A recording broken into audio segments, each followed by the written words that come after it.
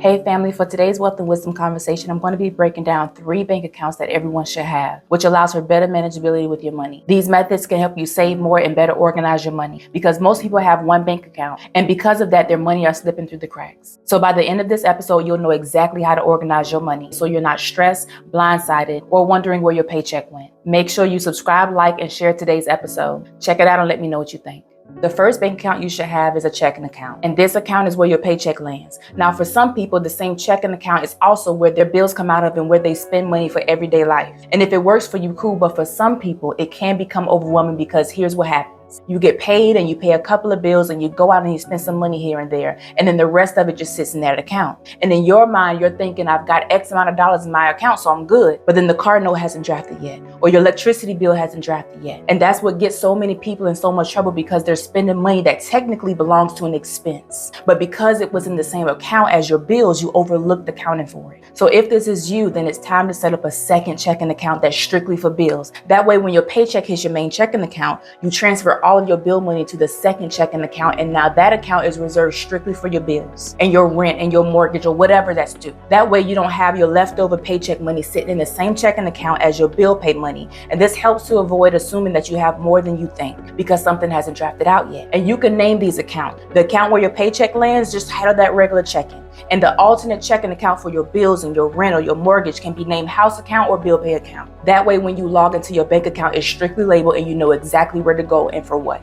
Now, let me give you an example. I had a client once and she only operated with one checking account. And one day she thought that she had $1,200 left over after payday hit and after everything cleared. So she went out and bought some clothes and treated her kids and went out to eat here and there. And when she checked her account, she realized that her account had overdrafted, because she forgot that her car note hasn't been drafted yet, and she forgot a couple of days later that her student loans haven't been drafted out of her account yet. And that one mistake, that one simple oversight costed her a lot in overdraft fees, late fees, and it caused her a lot of stress. But when we separated her accounts and her paycheck went in one account and her bills went into another account, the problem never happened again.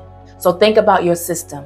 Are you good with one account, or do you need that second account for better organization? Because there's no wrong answer. It's just about knowing yourself and knowing what works best for you, because it's not a one-size-fits-all for everyone. Now, the second bank account you need is a regular savings account that acts as your safety net. Now, this is not to get this savings account confused with an emergency fund, because your emergency fund should never ever be parked in a regular savings account. The purpose of this account is for your quick access safety net for the small unexpected things that life may throw at your way. This account is not for vacations, it's not for shopping, and it's not for treating yourself. This is the account that keeps you from swiping your credit card or panicking when something unexpected pops up. And generally speaking, I normally recommend keeping at least $1,000 at all time in this account, but I'll be honest, the goal is to have about $2,500 at a minimum in this account. Now, I know the standard is about $1,000, but with inflation and the cost of just everything going up, $1,000 just doesn't stretch like that anymore. So having $2,500 in this account gives you a stronger, better cushion for if and or when something happens. Now, one of the biggest mistakes I see people make is they confuse this account with their emergency fund. Don't do that. This regular savings account is not where your 3 to 6 months of living expenses go. Your regular savings account is your quick cash account. So think of it like this. Your regular savings account is like the spare tire in your trunk. When the tire goes out, you don't ride around on that dummy tire forever, but when you need it, it's there. It's simply your safety net. That's all that it is. And the third account everyone should have is a high yield savings account. And this is different than your regular savings account because this is your big guardrail account. This is where you save your 3 to 6 months of living expenses in. So if it costs you, let's say $3,000 a month to live, you want to at least have about $9,000 to $18,000 in this account. And remember, you have to set at least 1 to 2 strict exceptions in order to access this account.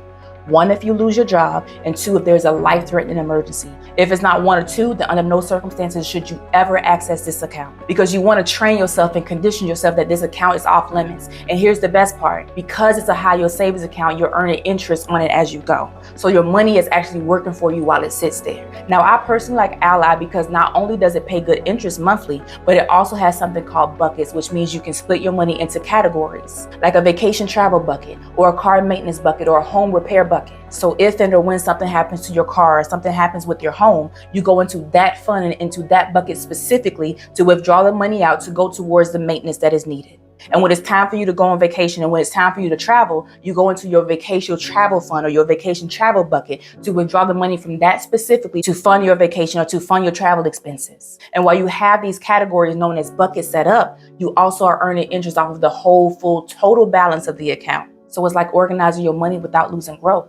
And when we bring all of this together, your checking account is where your paycheck lands. And if you need clarity, create a second checking account just for bills so you're never confused about what's available. Next is your regular savings account, which is your safety net. It acts as a spare tire for small unexpected expenses that may come your way. And of course, your high yield savings account. This is your true emergency fund that holds your 3 to 6 months of living expenses. And when you organize your money this way, everything has a home. Your bills are safe and your daily money is clear and your emergencies are covered. And most people think that financial peace comes from making more money. But the truth is it comes from organizing the money you already make. Think about it.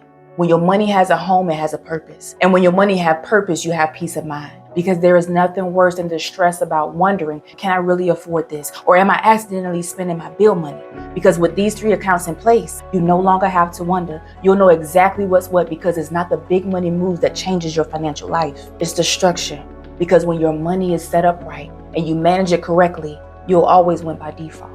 Hey family, I hope you enjoyed today's Wealth and Wisdom conversation. Make sure you share this with at least 10 people that you know. As always, I'll be dropping more videos like this every Wednesday. Always remember, your mindset is the key to unlocking your financial freedom. It's time to leave behind what's comfortable for what's possible. All we have is now, so start now. See y'all next week.